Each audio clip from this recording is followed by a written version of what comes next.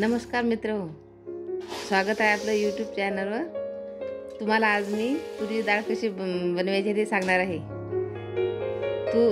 तुरीची डाळ दोन पद्धतीने बनत आहे। ती रात्रभर भिजू घालून वाळून तीही तुरीची डाळ बनते, आणि दुसरी म्हणजे तुरीची डाळ त्याचा भरडा करून रात्रभर बांधून ठेवल्याने ती पण डाळ चांगली होती।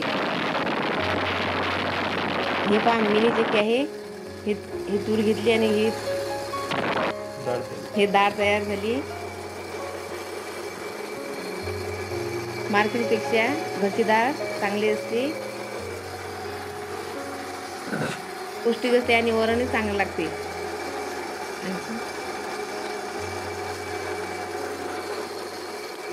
हे बघा, तुरीची डाळ असली बनवून तयार आहे। ही डाळ जर स्वच्छ केली तरी आपल्याला वापरण्यास तयार आहे। व्हिडिओला लाईक आणि सबस्क्राईब करा, शेअर करा।